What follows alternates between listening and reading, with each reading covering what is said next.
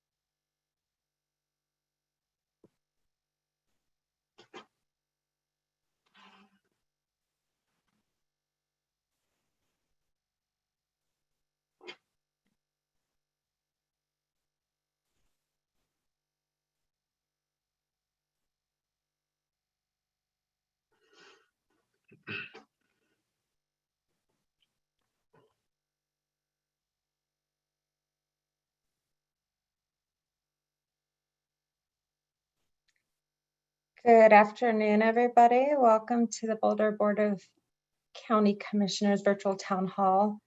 Today is September 9th, 2021. Buenas tardes a todos, bienvenidos. Para utilizar la interpretación a español, pueden seleccionar su idioma, de preferencia haciendo el clic en el icono globo que dice interpretación. Bienvenidos, vamos a empezar en un minuto. We'll be starting in just a moment. Thank you, everybody.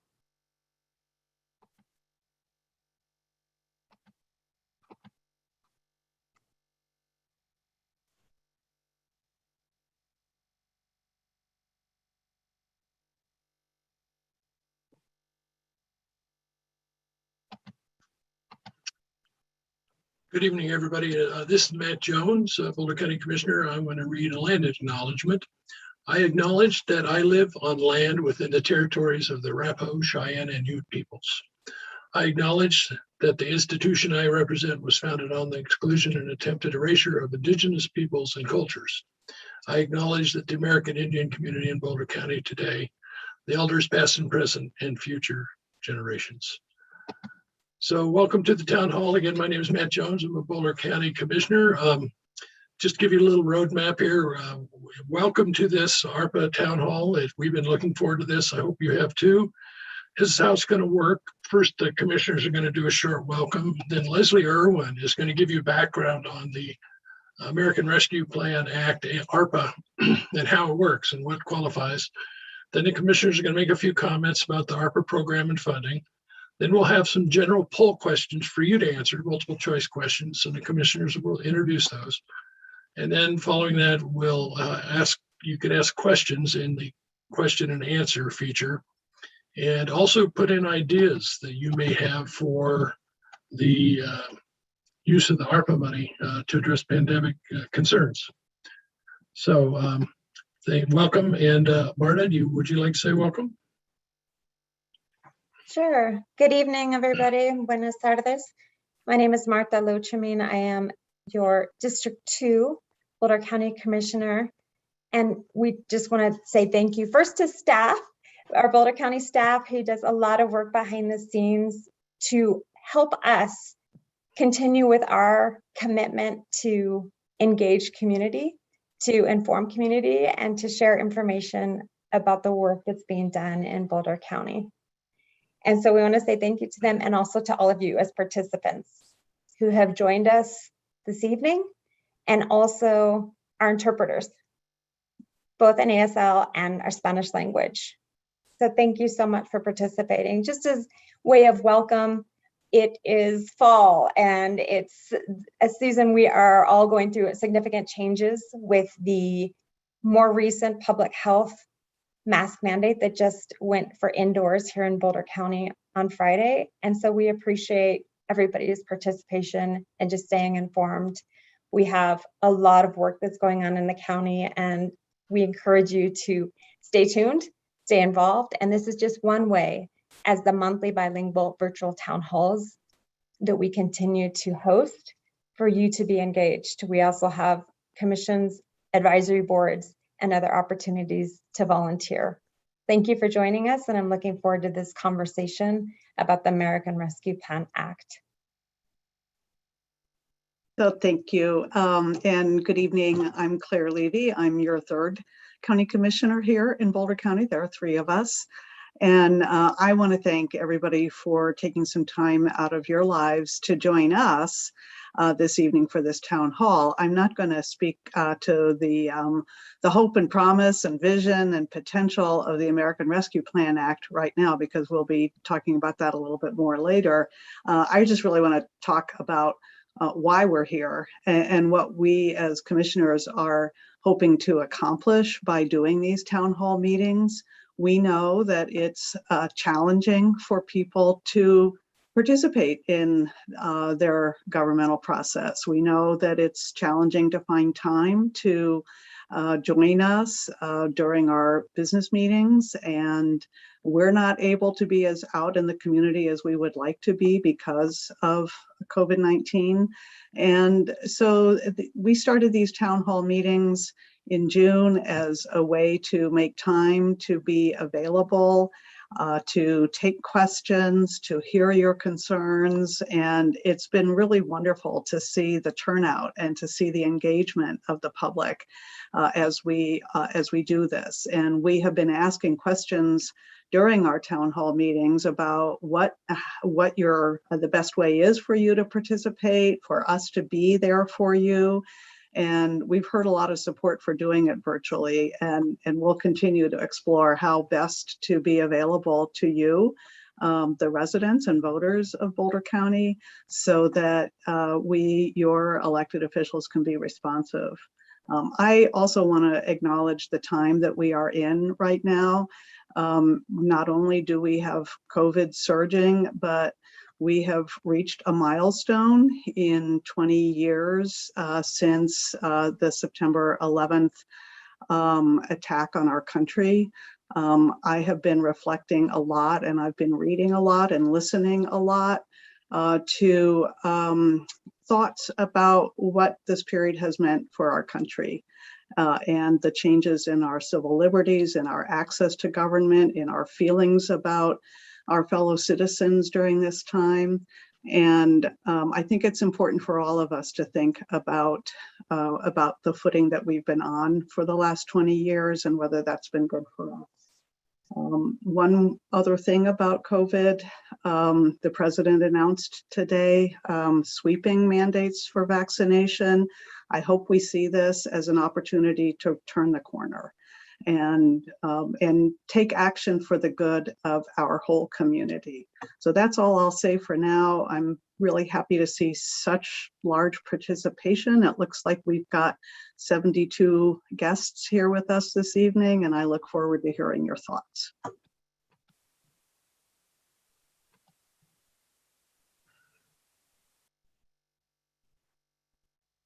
So I think, Leslie, your turn's up. Hi, good evening, everyone. My name is Leslie Irwin. I work in the Commissioner's Office, and I have been named ARPA Administrator for Boulder County. And I'm going to talk to you about the ARPA funds. And the actual fund source we have is the state and local fiscal recovery funds. That's part of the ARPA Act, but for ease, I'm going to refer to this as ARPA. Next slide, please. So this slide is about the funding amount and timeline. Boulder County was allocated a little more than 63 million. We received half of the funding early this summer, and the remainder is anticipated in mid-2022. All funds have to be obligated. That means a contract or purchase order commitment made by December 31st, 2024, and fully completed and expended by December 2026. The reason is that infrastructure is a category of this funding, and those projects can take a while. So those could be obligated in 2024 and completed through 2026. And then I want folks to know that Treasury has additional requirements for counties and cities with populations of 250,000 or more, including Boulder County. So I'll go into some of those a little bit later. And then the county commissioners have allocated an initial approximately 5 million for immediate needs. Those are needs in the community like food assistance, job training assistance, the immediate needs we saw when we had CARES Act funding, which was the prior funding source. And then for the remainder of the funding, there's a community engagement process underway to plan how to expend those dollars and hear from the community about that. And Commissioner Lochamin is going to share more about that after my presentation. So next slide. So these are the categories of eligible uses. And I just want to let you know, we will have a time for questions. So if you have any questions for me, those will be taken later, or the commissioners. The first category of funding is around public health expenses. So the public health response, things in that category would include things like vaccination, testing, prevention and congregate settings like spatial mitigation, personal protective equipment, mental health services, and substance use services also are in this category because those are public health issues exacerbated by the pandemic. The next category is around helping households and businesses, and that category is called negative economic impacts. And eligible uses within that category are things like food programs, utility assistance, internet access programs. There's also small business assistance is in that category, as is job training assistance to help people get back to work. The next category aims to get at systemic issues that were revealed by or exacerbated by the pandemic. And so that category is called Services to Disproportionately Impacted Communities. And Treasury breaks that down in several subcategories. One would be education assistance. So that is social, emotional, or learning supports in academic settings, in schools. The next category is healthy childhood environments. That would include things like childcare, home visiting, where healthcare workers or other workers are going into homes to make families healthier and stronger. And then there's a housing support subcategory, and that would be like affordable housing or services for unhoused persons. And then there's a social determinants of health category, and that would be things like community health workers or benefits navigators or community violence and interventions and lead remediation. This whole category, again, is aimed at getting at the disparate impacts on certain communities of the pandemic. For example, in Boulder County, we know that there are disparate impacts on the Latinx community, and then low-income workers also are bearing disproportionate impacts. The next category is replacing lost revenue for government. So if we lost money, we could claim that money and use it to provide general government services, which are broad and defined by Treasury. And then the last category is an infrastructure investment category in broadband, clean water, and that's and drinking water projects. So those are bigger, longer term infrastructure projects.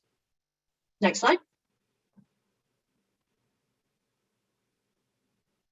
And then going back to that point that jurisdictions of 250,000 or more have extra requirements, these are some of them. They are quite robust, and they do have a lot of equity involved in them. So we have to report to Treasury how our approach will support a strong and equitable recovery, and how we're going to maximize programmatic impact and have effective, efficient, and equitable outcomes.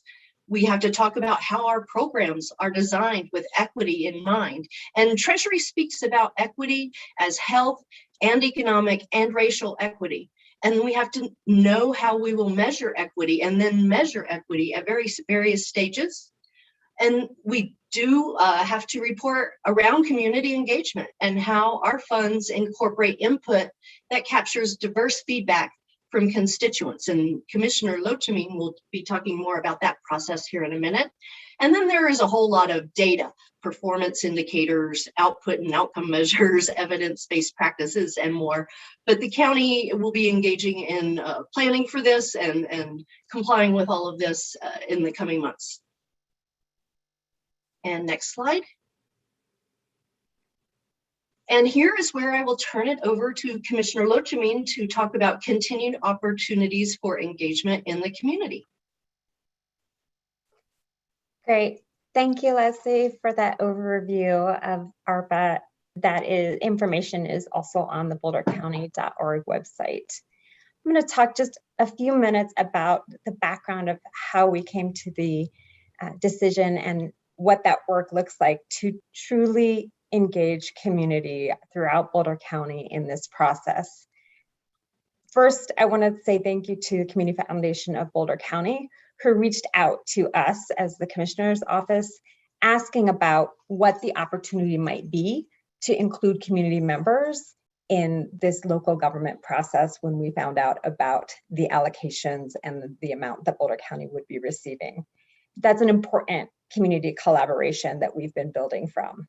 Community Foundation of Boulder County, along with the Knight Foundation, chose Rebuild by Design, which is a national firm who is also familiar with our area and Boulder after working in the Ponderosa Mobile Home Park in the city of Boulder a few years ago. They are built off of natural disaster work in the United States and around the world. And we are unfortunately all too familiar with natural disasters. And so it's an exciting collaboration. We got together then and chose 5 partner agencies to join us and create a community steering committee. Those 5 partners are neighbors and friends of all of us: the Human Services Alliance, the Peak to Peak Human Service Alliance, the Boulder County Arts Alliance, Northwest Chamber Alliance, and Front Range Community College. So we're so thankful that they are making a weekly commitment to join us in the design of this process that you're going to be hearing about and be able to participate in as well. I want to say thank you to our 2 community engagement team members that have joined Boulder County during this process, Ignacio Urunda and Aisa Garita, who are your contacts in community when you look at this next process. And I show you the website here in just a moment of how you can set up this type of conversation, a focus group, make sure you get the survey, etc.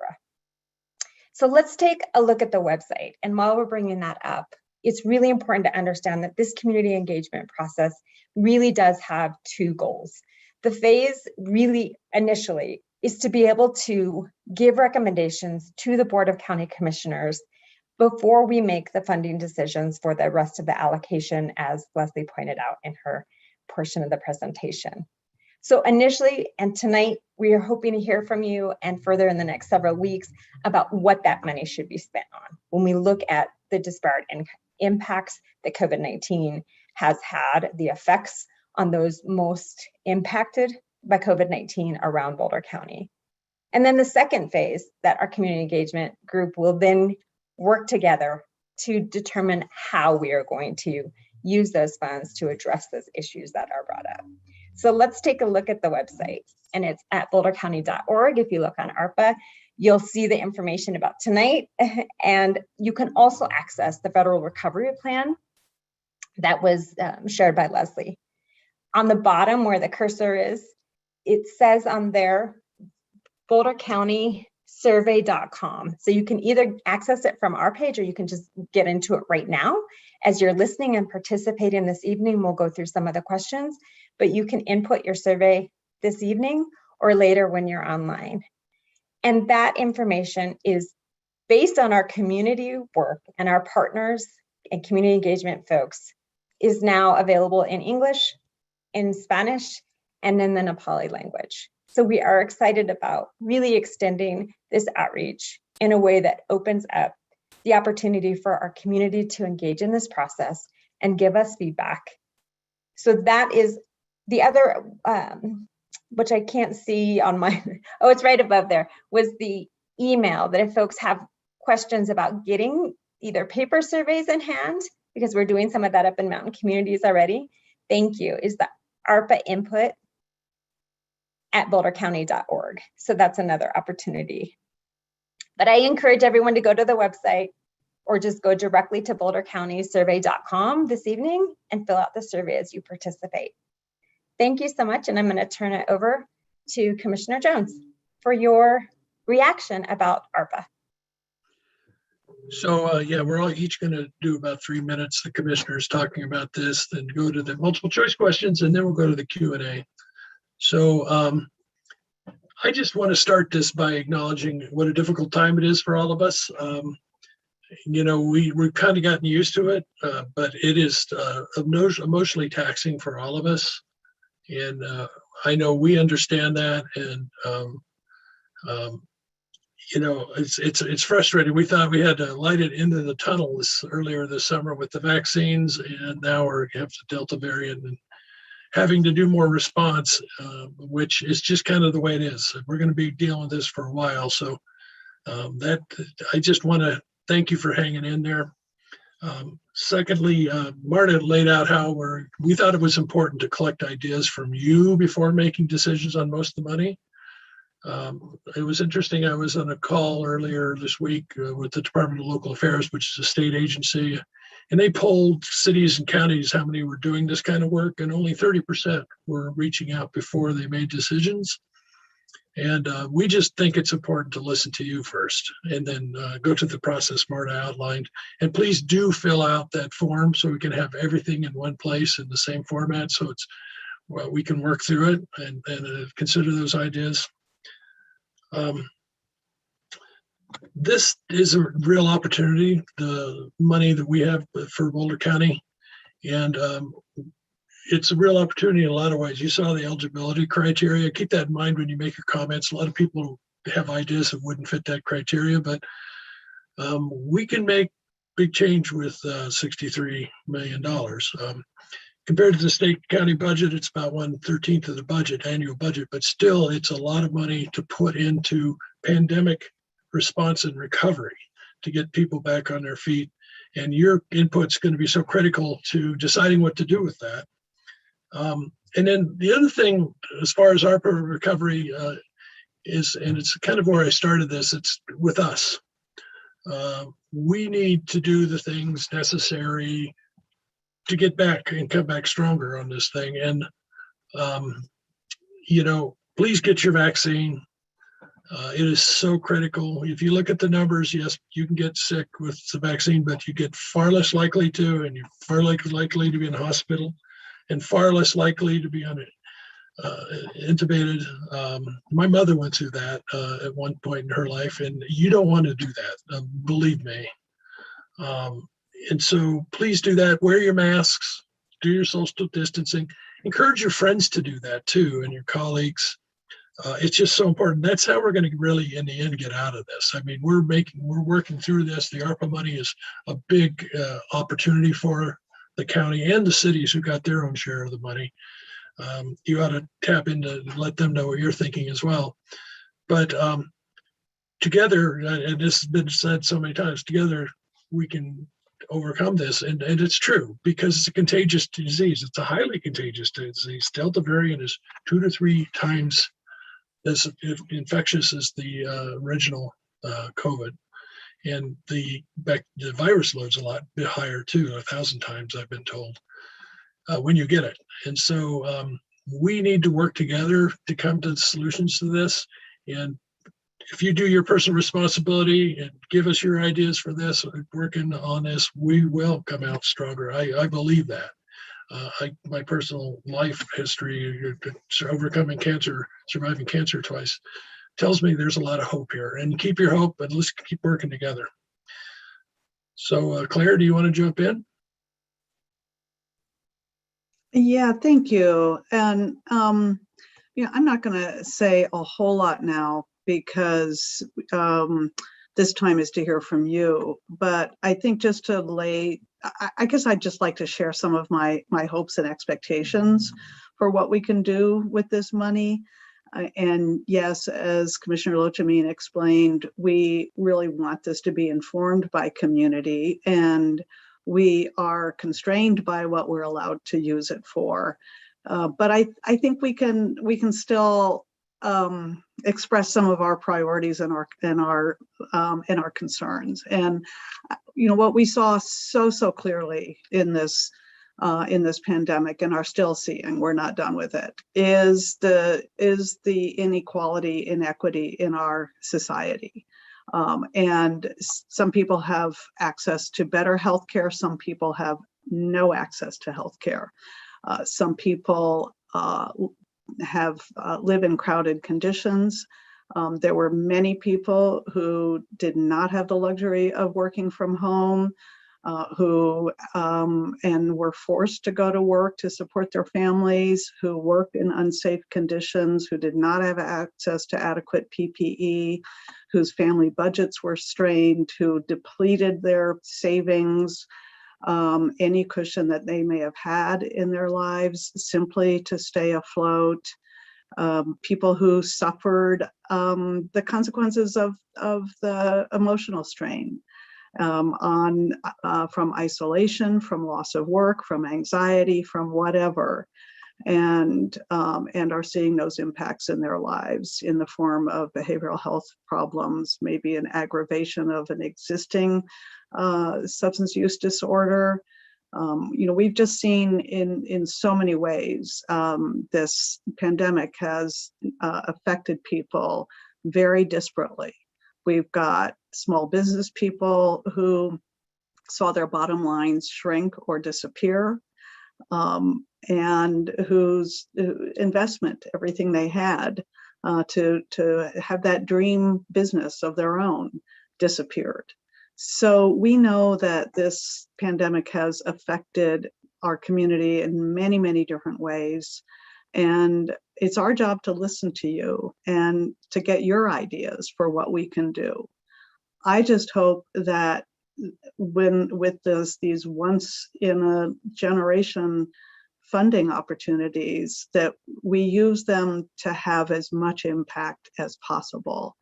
And for me, that means looking for ways to leverage those funds. If we can match them up with other state or local funding sources to make them go farther, that would be great. If we can take your ideas for things that we need to work on and match them up with some of the brilliant thought that's coming out of national organizations on how to get to those places, that would be wonderful. We want to make sure that what we're doing is evidence-based and will make a difference. The last thing I want to say about this is that we've talked about $63.3 million. It's a lot of money.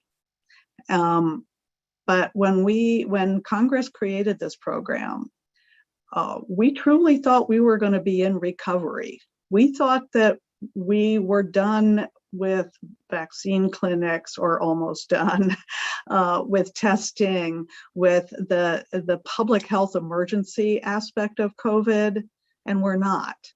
So we're not going to have $63 million to spend on rebuilding your lives, the lives of the people in our community. We're going to have to spend a lot of it, unfortunately, on basic public health response. That is to the betterment of all of us, and we shouldn't begrudge that, because it does help all of us when we invest in public health. But every day, every week, every month that this pandemic continues, that we don't get vaccinated, that we don't wear masks, is just more people in our community who are going to be suffering, and more that we're going to have to divert towards response. So that's it for me. I look forward to the next phase. I think Commissioner Lochamin is going to say a few words of her own. She was helping us explain our public outreach and engagement process, and speaking on behalf of all three of us in that regard. And then I think she's going to share her thoughts on the recovery money, and then we're going to open up the poll questions. Thanks. Great. Thank you, Commissioner Levy. Just my reaction and thoughts around ARPA in general. Yes, there's a couple pieces that I think, for me, the challenge for all of us as a community looking at a $63 million figure for Boulder County as an organization is the other reality that we have had racial inequities and inequalities in systems in not only this country, but also in Boulder County for a really, really long time. And so my hope and excitement about this process of community engagement specifically is that you all can help hold us accountable as an organization, as a large institution, as an employer of over 2,100 residents and neighbors who come into Boulder County. And so this is our time to really work together. What I will share with you as well is that we are in that same community engagement process, meeting with our other local elected officials from throughout our region, and having a monthly meeting with mayors, city council, city staff, county managers, city managers, to share this information, to make sure that everybody has access to the same information, because we realize that some of our smaller municipalities, our mountain towns, our neighbors like Niwot and Gumbarrel don't have the staff, don't have the same access to folks to create those resources. So this is really a full effort to share this information. There's some questions about just how to host these information, or host the events like this is going to be an open opportunity. I want to give a quick shout out to over 215 people who've already responded to this survey. And to me, that's an exciting indicator that folks do want to give their input into this process. And so we have a challenge on our hands. We have an opportunity on our hands. We will do it in a much better way and a much more effective way with all of our community members participating, sharing this information out. This particular event is being live streamed on YouTube, and it will be recorded there. So you can share this out with your neighbors to make sure that your coworkers, that your friends, that your neighbors fill out that survey and learn how they can participate, not just in this phase 1 data collection, but in the long-term process that's going to be the next 4 years. As Leslie, our administrator of the ARPA Funds, already shared, we have time and we can do this smartly, and we can do it together in a way that will effectively use these funds to better Boulder County. Thank you. Thank you, Marta. So now we're going to go to the questions formats, and there are 3 of them. Each commissioner will ask it, and you'll see it live on the screen. And let me read it to you. What has been the biggest challenge for you, your family, or your business since the start of the pandemic? And the answers could be economic challenges, physical mental health concerns, housing insecurity, impacts on education, no challenges, or other.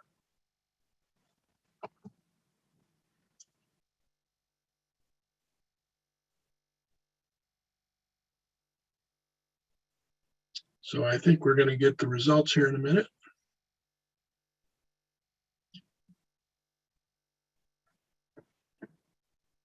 There it is. Technology is so cool. So number 1 was physical mental health concerns. I think we can all relate to that. Number 2 is economic challenges. Then housing insecurity, impacts on education and other, and very few no challenges. So that's kind of representative of where we are today with all this. Marta? Great, thank you. And I want to acknowledge that there's a question in the chat right now about folks who may not have access to internet. And so again, part of this process of community engagement is being out and about. We'll be at the Art Walk this weekend. Our team will be out at Art Walk, the Latino Chamber Fiesta and food trucks, and other in-person events as well, to do paper surveys in the 3 languages that we talked about. So let's go to our poll question number 2. What single action could the county take to benefit lives of people to recover from the pandemic? And I'll read through the options as well for our translators. Provide financial support to small business. Expand programs to increase housing and food support for individuals. Work with local nonprofits to provide increased services. Increase access to vaccines. Nothing, or other. And I would encourage folks who do mark other to put that into the question and answer. It's not a question, but it could just be a statement, so that we're able to record that as well. So we'll give folks just a moment to mark the item that you believe is that single action in that list.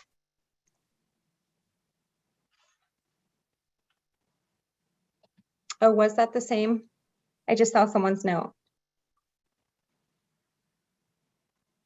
Oh, maybe not. Okay. It looks like 32%. So I show 88 people right now participating. Thank you.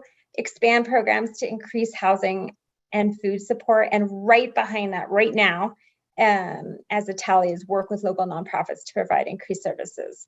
We should give a round of applause virtually to all of the nonprofits, our family resource centers, and all the folks who've been working as essential workers throughout this global pandemic to support. And so it's good to see that that's an opportunity folks have taken advantage of.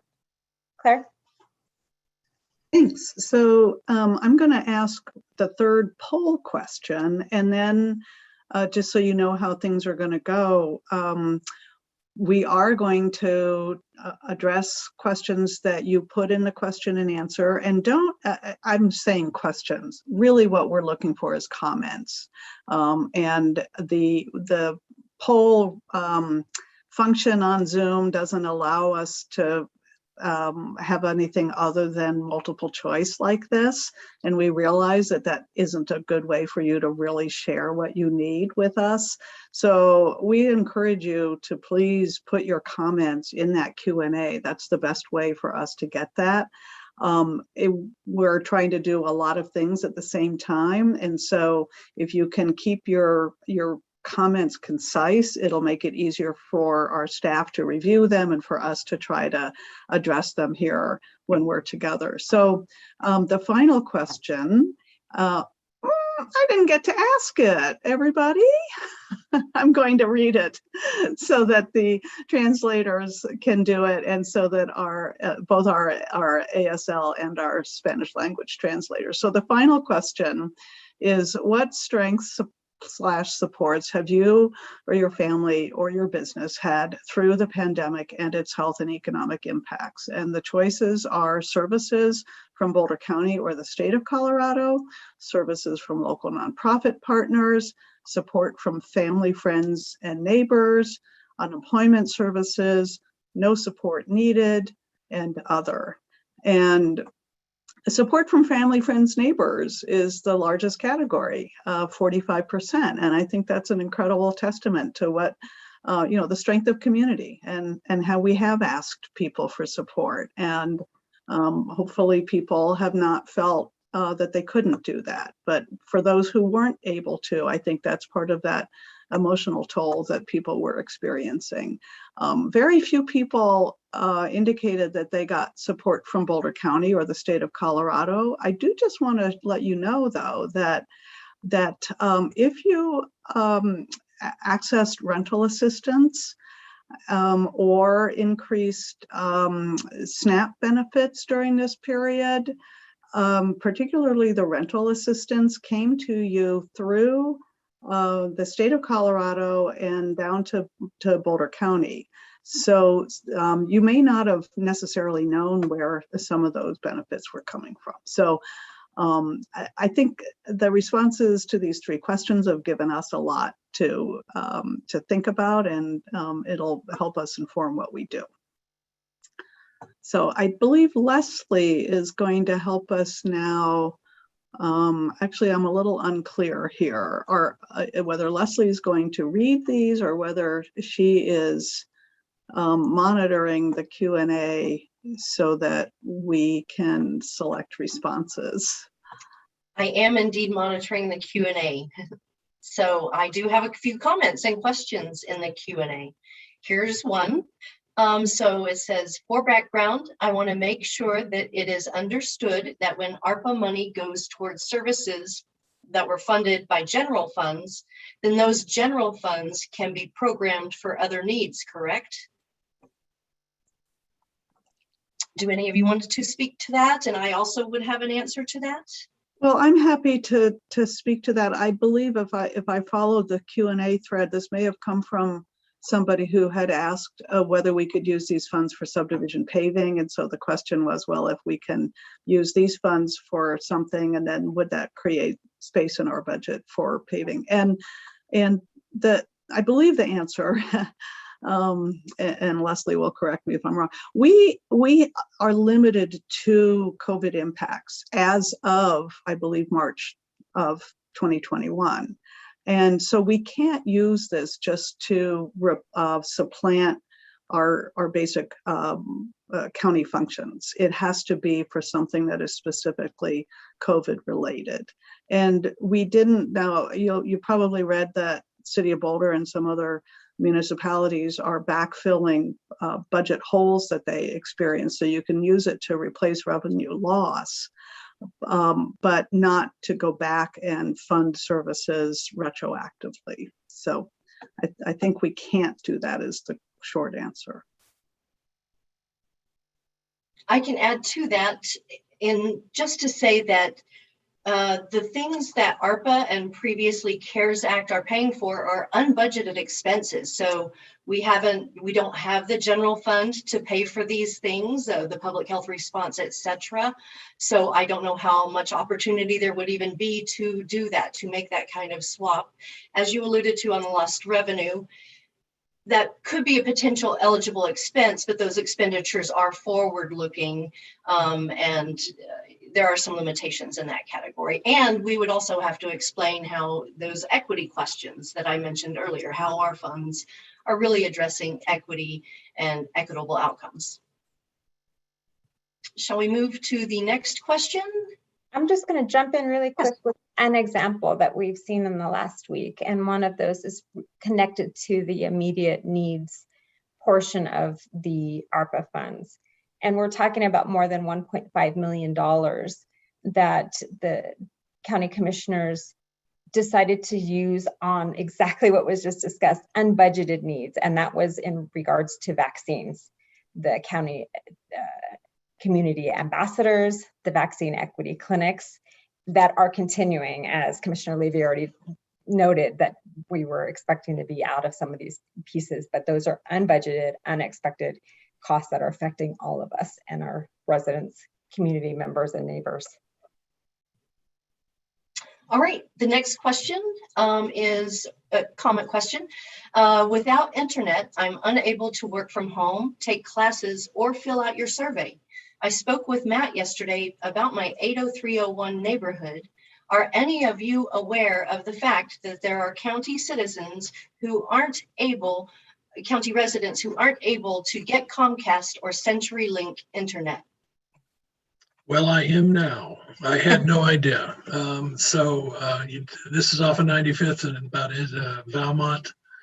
And it's a challenge for the people in that neighborhood. I suggested this person send the information and the request into our into the survey so that we record it and make sure it's there.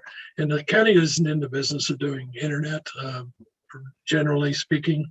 I think this person was hoping there'd be money in ARPA or an infrastructure bill to help with this too. They mentioned that. So I am aware now, and I would imagine that's true in some other places that we don't know about.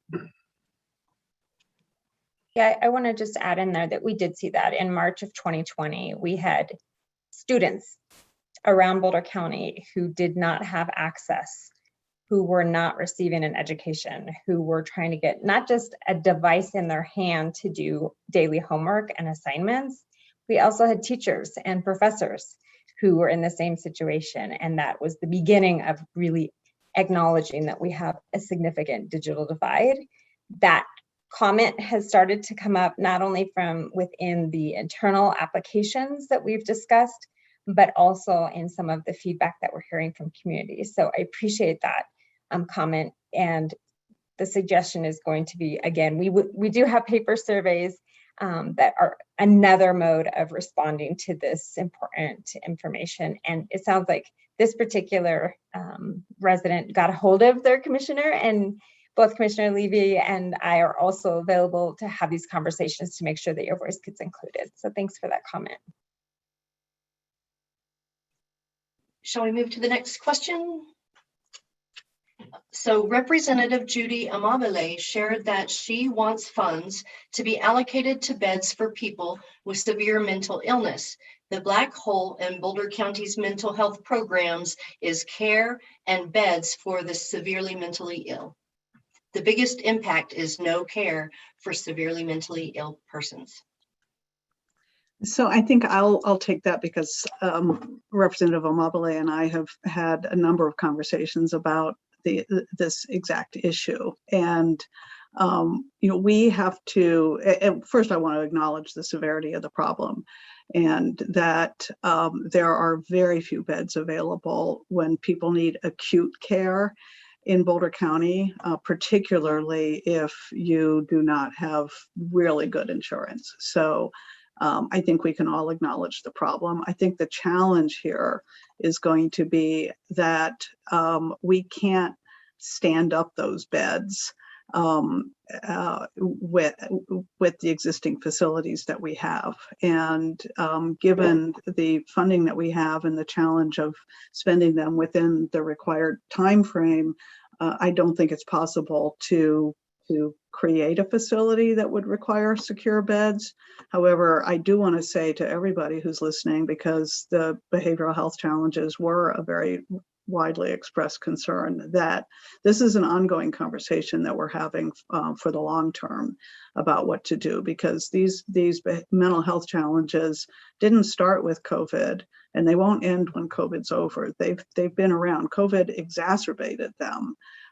But they're continuing, and we're trying to find resources so that we can have more robust services. And I also do want to just say that the Boulder County Public Health did make a request from the initial response funding for almost $1 million to specifically address youth mental health issues.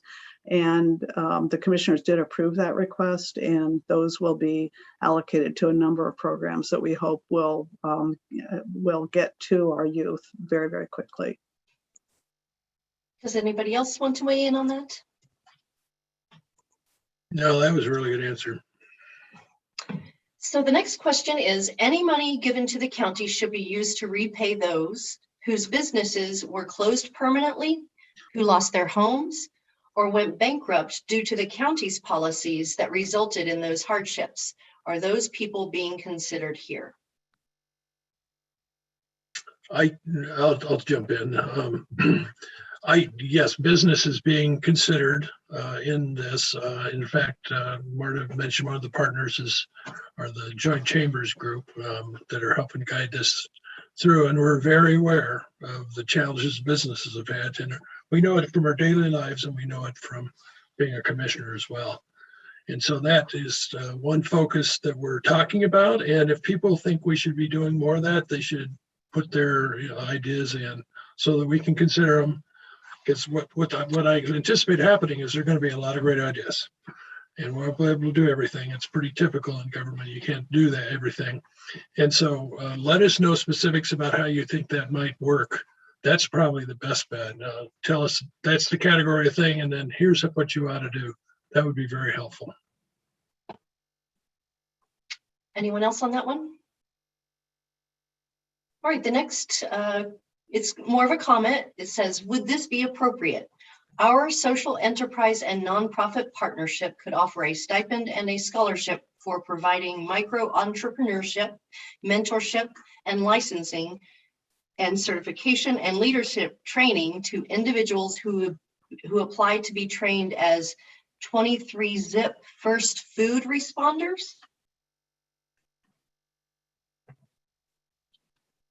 Any reactions? Oh, I'm happy to react. I mean, I think that's the kind of just idea that we'd like to get. And there are two things embedded in the question. One is an acknowledgement of the food insecurity and creative ways to address food insecurity. The other is that folks need maybe to be trained in new skills. Maybe the job they had went away, or maybe they don't want that job anymore. We're seeing that, realizing some of us have realized for a very long time there are a lot of really bad jobs, And so our workforce center, Workforce Boulder County, is working with pandemic response funds to provide job training so that people can find a job that's rewarding and that is helpful and makes them feel good about working. And I know Commissioner Lochamin is very involved with Workforce Boulder County. Yeah, thank you. I would just say that that's one of those pieces I would love to have this group involved in the longer term conversations to help develop what that ask is. And I believe we have some work being done in the county that could be part of that connection, but there's something in there that could be supported if that's the direction that the commissioners ended up going. The next question, could funds be used to mitigate impacts of overflight impact on Boulder County? We are disproportionately impacted by airplane traffic. The pollution created includes lead. Lead mitigation is an item that can be addressed. I have a clarification there. Air pollution increases severity of COVID. Noise has a severe impact on mental health, especially when people are required to stay at home. So the overflight impacts. So I'll jump in. You'd please put that in the survey so we keep track of that. We and myself, I participate in the Noise Roundtable at Rocky Mountain Metropolitan Airport to address these issues. I got to say that in the end, the decisions made at that airport are made by the Jefferson County Commissioners. It's their airport. We're working on that, and I acknowledge, being a resident of Louisville, of those very issues that were discussed there. And they're very real, and they're very real to people in this area. And you hear about it at the grocery store. So please add that to the things we should consider funding. And remember, like you did in that answer, tie it to the pandemic and realize it's a short-term funding source, several years, basically. Thanks. Yes, I'm it gonna is. just jump in there really quick, and then Leslie, I'd love to hear from the federal guidelines. Could funds be used? Funds in general could be used. Could ARPA funds that are dedicated to folks most impacted by COVID? I think that's the real distinction, and it's a good question because we want to be really careful about how we're tying COVID to issues that are just, we have day-to-day issues, and we have to really look at COVID as the disease, as the virus, as a global pandemic, and the different types of impacts that folks really have endured because of that. Go ahead, Leslie, from the federal guidelines. I'd love to hear your response as well. Yeah, so lead remediation is an eligible activity. It's within the services for disproportionately impacted communities category, and Treasury defines that. So those are people who live in a qualified census tract. So those are mapped out. You can find those maps, and they are where predominantly lower income residents reside. Or you can provide the lead remediation to people who live in those communities, or in those communities themselves, or certain lower income definitions. So, and it would have to be sort of tied back to the pandemic. So good point on that. All right, next question. Could you talk more about efforts you are looking at to expand the availability of affordable, experienced mental health support, especially for our youth? We are all aware there is a huge shortage of mental health professionals in Colorado. What can Boulder do to recruit and retain more practitioners? Well, maybe I'll jump in again on this, and that's not just a problem in Boulder. It's a problem statewide, and I imagine nationwide. Although all I know about is Colorado right now. And I know that last we had an update from Mental Health Partners. They had over 50 slots that unfilled positions that they have been recruiting for. They are offering increased pay. They're offering all kinds of incentives. And so this is a problem. I don't know, we need to increase the pipeline. And I think to increase the pipeline, this work has to be more attractive to people. They need to feel rewarded. They need to feel like it's something that they want to do. So really all I can say is we realize there's a problem, and it's not that Boulder can't recruit, that we have a problem hiring more people. There's just nobody to recruit from. And that's going to be a challenge when we try to expand those services. I think one thing we can look at is do we really need to have, say, a licensed clinical social worker do a job, or somebody with a PhD or an MD do it? Can we use, do the equivalent of what the medical field did in creating more opportunities for nurse practitioners and physician assistants and things like that in appropriate circumstances? I'm going to just add on to because for me, when I'm reading into this question, this is to me another example of the opportunity that we have with this funding and leveraging and working together around our county, because Mental Health Partners is one of the resources from the county. And I look at this question and I'm thinking about schools.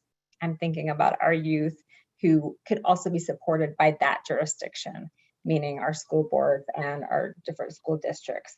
How can we partner together and be supporting those efforts? And that is another question about how do we recruit and retain in that space to support our youth there as well. So to me, there's some hope in that question, because I think this gives us an opportunity to really expand some of these conversations and think about them in ways we may not have previously. So the next question is, what happens to ARPA funds that are not spent? Can the funds be used for county employee salaries whose work involves COVID response? First of all, we're going to spend them all, every nickel. There's so much need out there. We will spend it. I don't know about the technicalities, but it's like the CARES Act money. We fought very hard to get that money. Boulder County did. We weren't going to get any, just the big 5 counties were going to get money. And we put it to good use, and it helped people. I mean, it helped people from food insecurity to childcare to homeless people needing services. You might have heard about the center. So we have very real needs, and we intend to spend every nickel of the money on helping people get back better. It's the American Recovery Act, and that's what we're trying to do.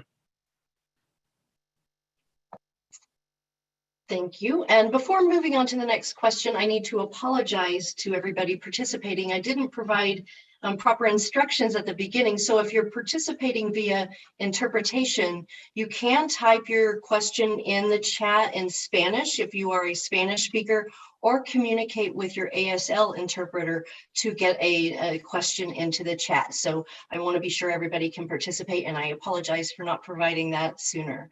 So the next question is, I feel the county needs to invest in providing better drug treatment resources. Many families are impacted by the legalization of marijuana and the subsequent commercialization of high THC products, but when seeking treatment, the options are few and extremely expensive.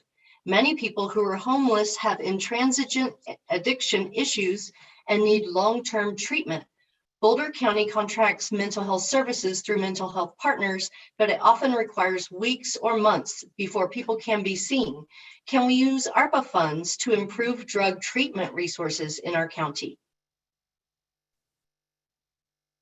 I'll just respond, and I would love to hear, Leslie, from the guideline piece. It seems like it's asking a little bit specific to that as well.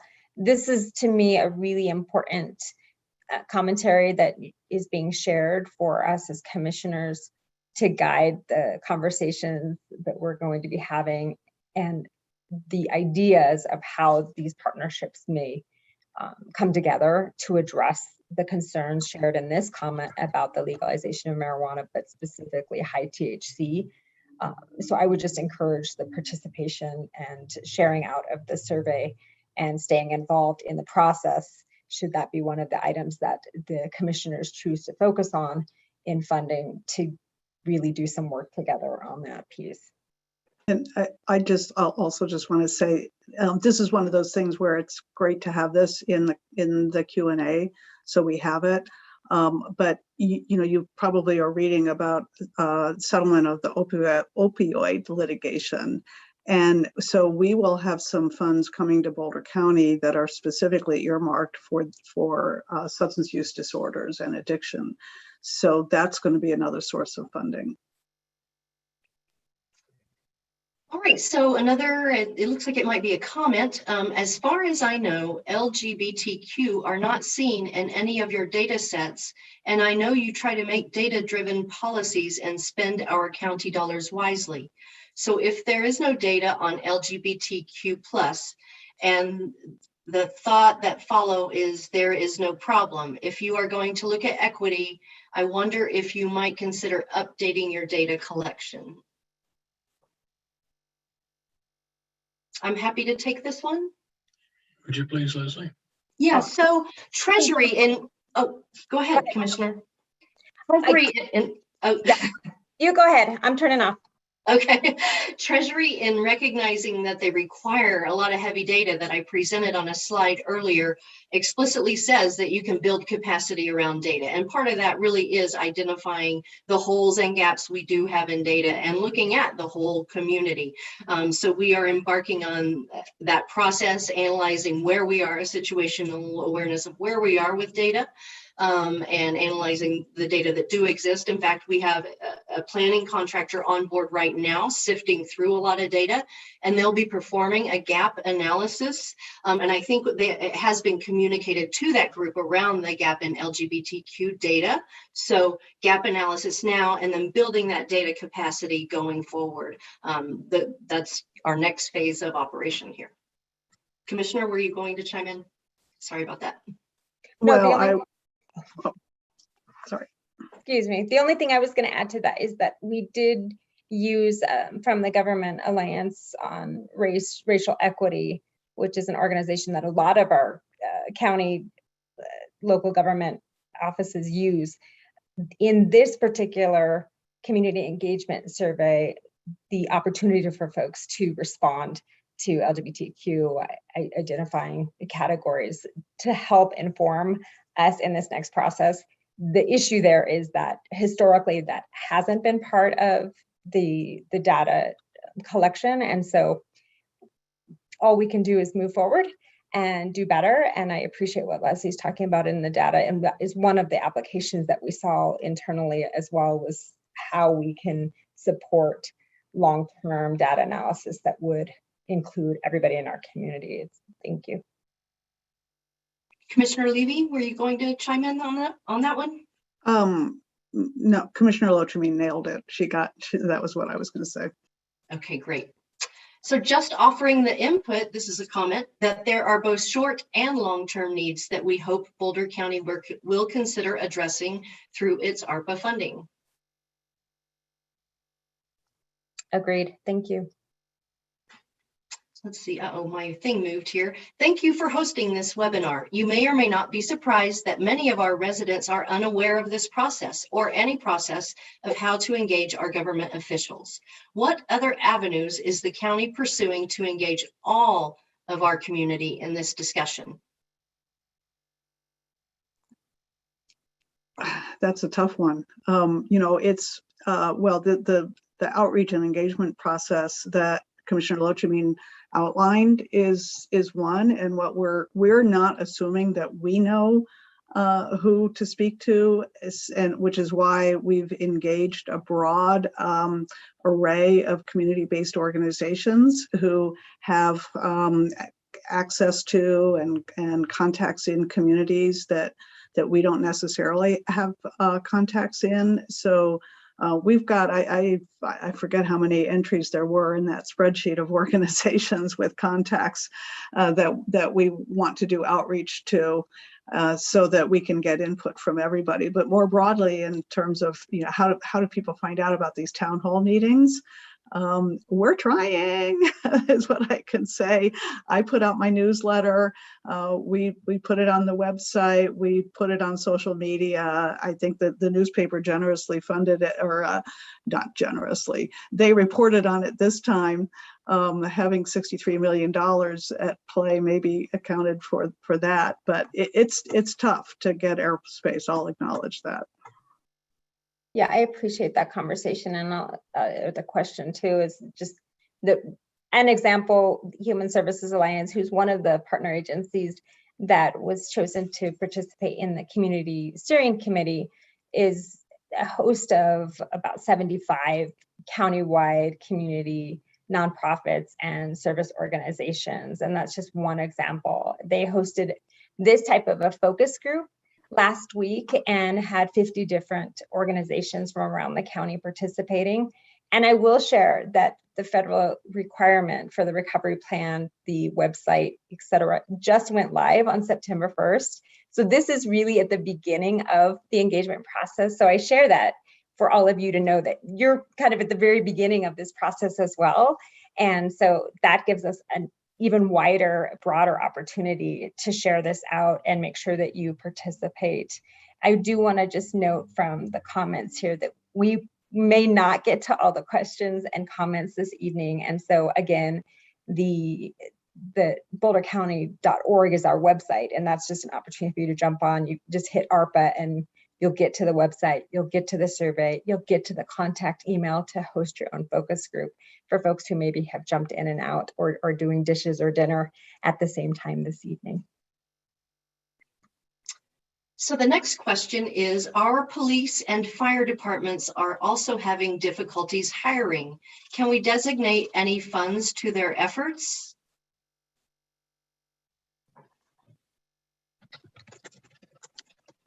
I don't know if we can, Leslie, from the criteria.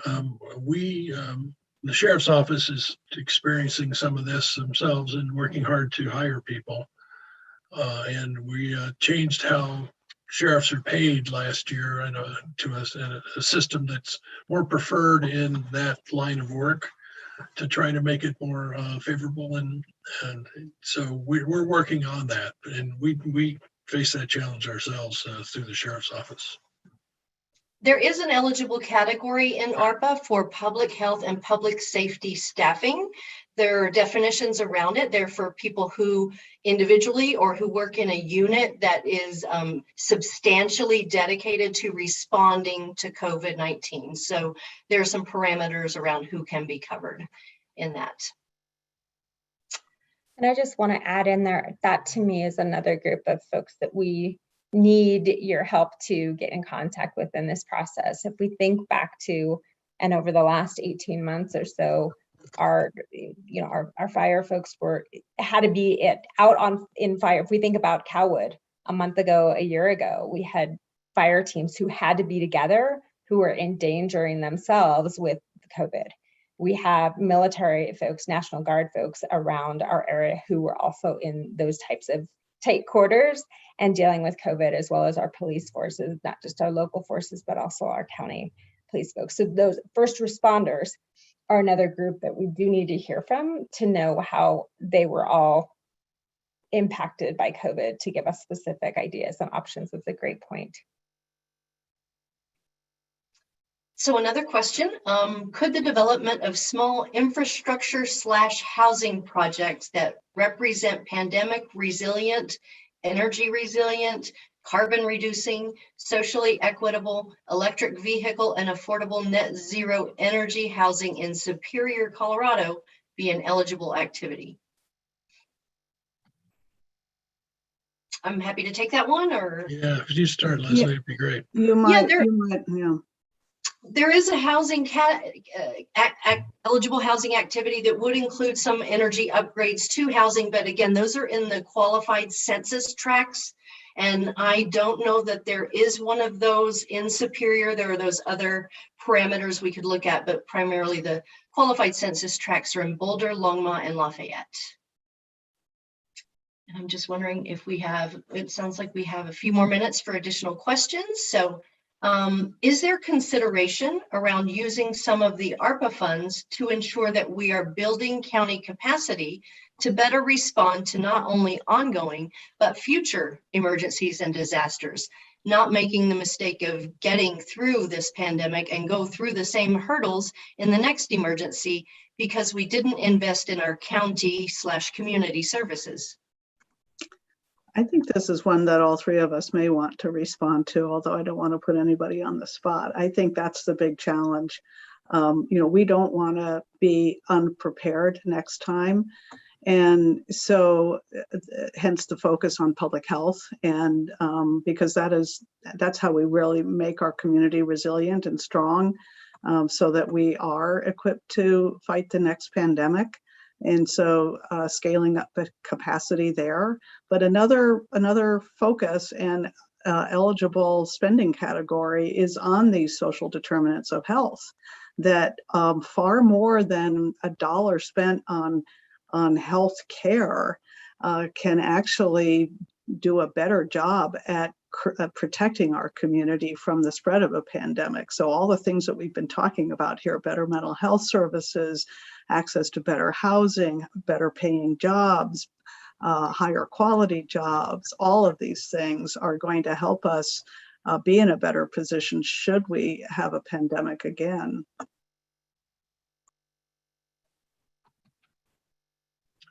So I'll jump in.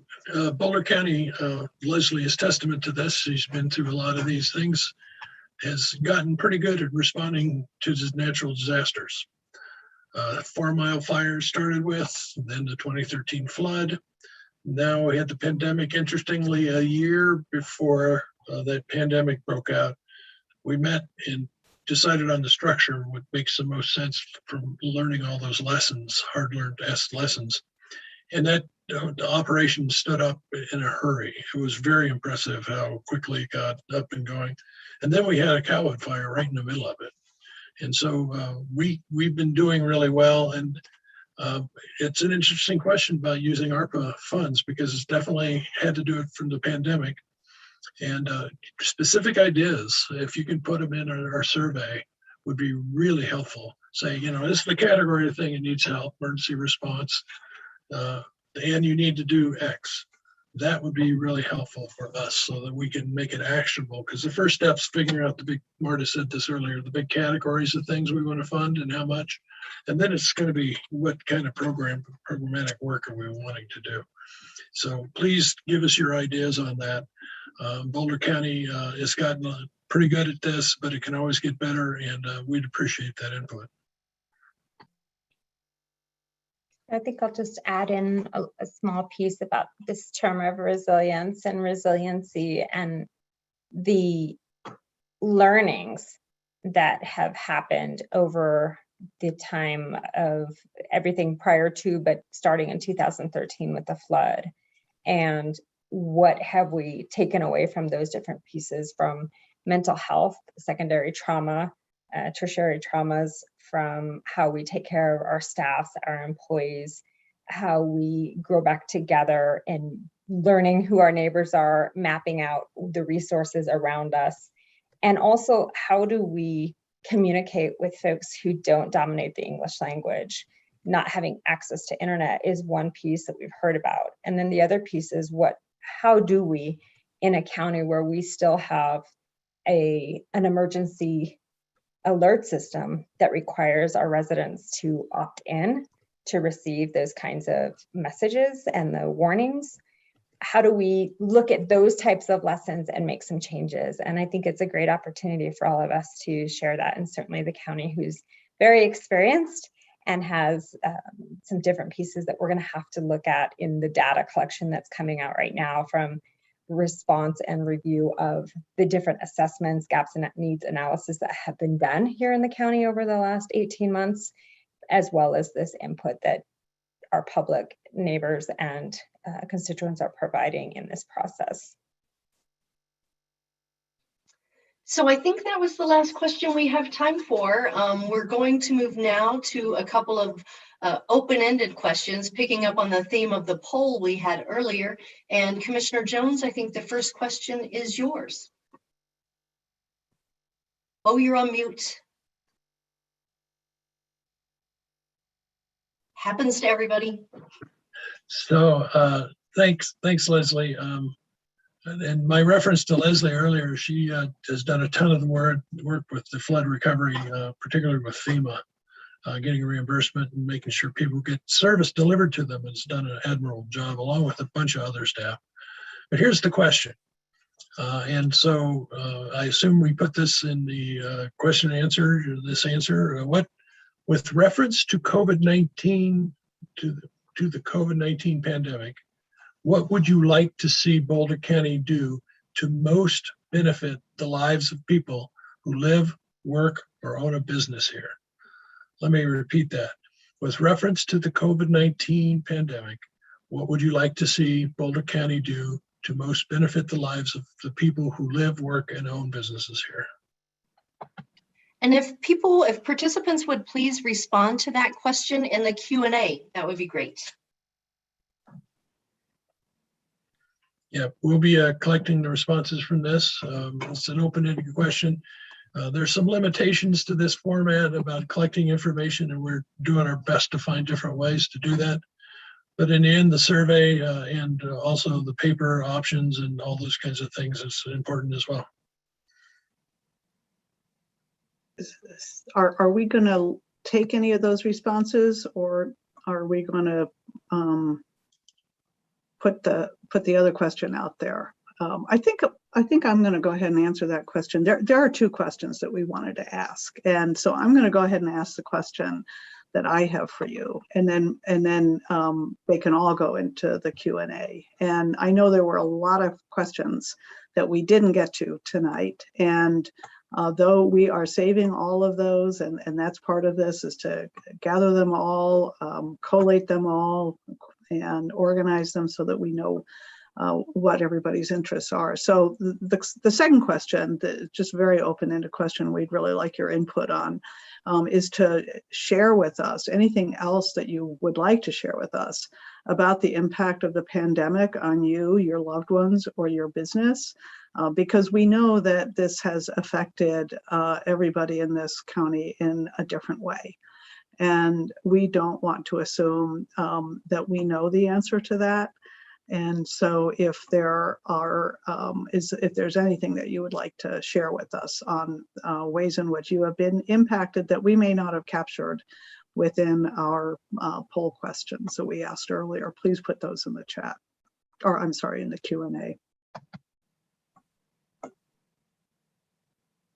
And I am seeing some coming in, some comments coming in, a lot around housing. People have comments around housing.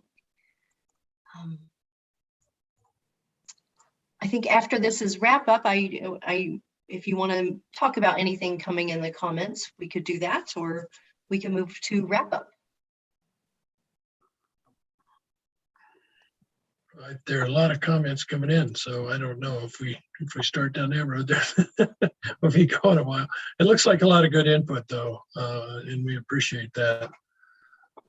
So there is a question or a comment here from somebody about creating a housing fund so that that will prevent future problems for people who are marginalized, like essential workers, from having to bear the burden of lack of housing or the high cost of housing. And this is one where, unfortunately, and it's sort of similar to the land banking issue that I know is a really great idea, but we have to actually spend these monies for, I'm sorry, not the land banking idea, because I think that's still an open question. The trust fund idea, housing trust fund idea, is that we have to obligate and expend these funds for designated purposes within that period of time. So we can't stash it away for future use.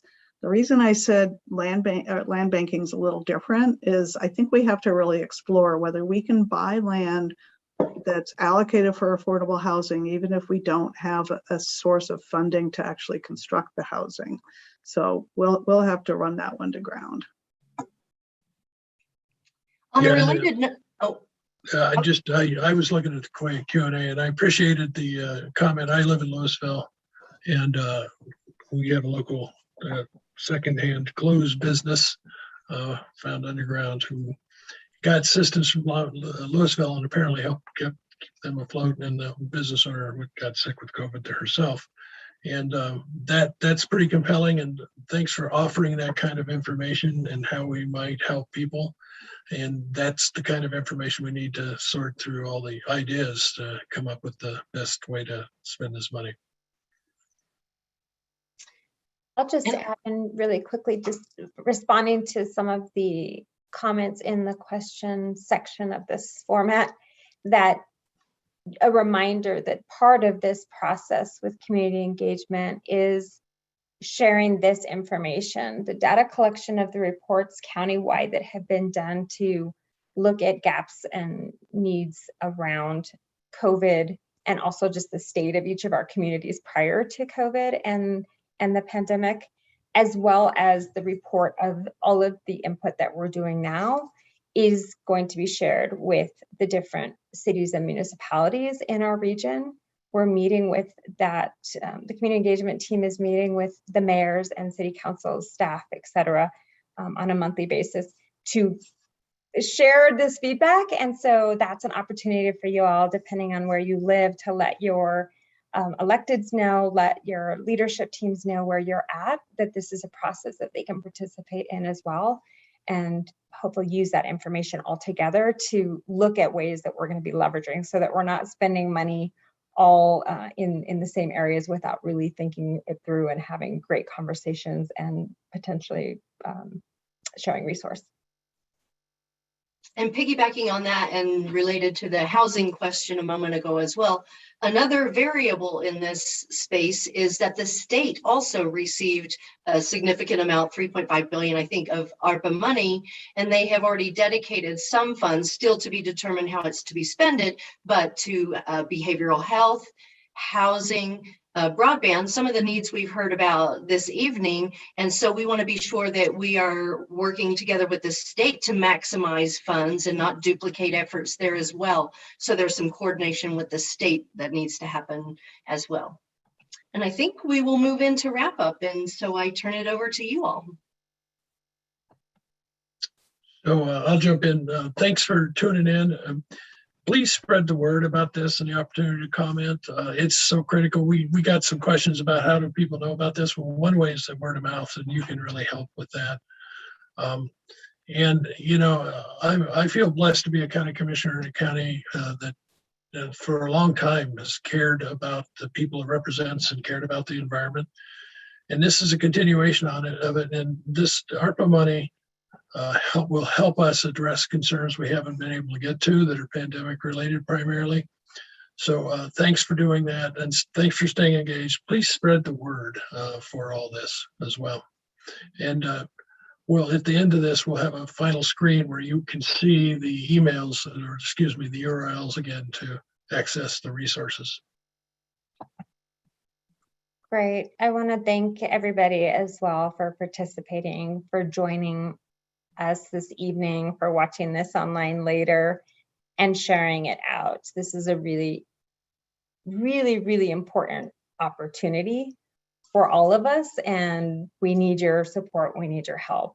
And I also want to recognize the Boulder County staff who is providing all of these resources and services in the midst of a global pandemic, who, as a lot of you as well, are trying to run their own households and run potential families and families who are in home countries and feeling the isolation and feeling the burdens of the reality that we are in right now in a global pandemic.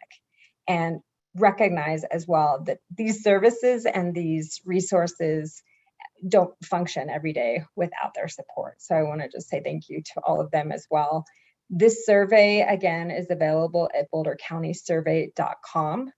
And so you can share that out, as well as if you are wanting to host a focus group or get together the friends and colleagues or neighbors that you know aren't online, but you'd like us to get together with them and you have access to ask for an event to go to arpainput@bouldercounty.org in an email, and you can request that. Again, you're at the beginning of this process, and we're thankful that you all are participating with us this evening. Thanks, and I will add my appreciation again to everybody who joined us this evening to help us. And this is your government at work. This is how we are accountable to you, so that we provide the services and resources that you tell us you need. And so I really appreciate all the comments that were put in the Q&A and the really helpful participation. I also want to just mention a few people who have been here with us this evening who have not been visible. So Leslie Irwin, you saw, and she's Boulder County staff, and she is our ARPA czar. But we've also had Jennifer Churchill behind the scenes, who helped put this whole show together. We have Natalie Springett, who also has been monitoring the chat and doing behind the scenes work for us. George Twigg in our policy office, who's been helping supplement behind the scenes and make us look smart when we don't know the answer. And then last, I want to mention Barb Halpin, who, even though she left employment with the county and moved to Virginia, is taking time on the Eastern time zone. So it's almost 9 o'clock for her, and she's been with us as well to help make sure this goes smoothly, because she is a veteran public information officer and is a really dedicated public employee. So wanted to make sure that all of staff got a mention this evening. So thank you for joining us.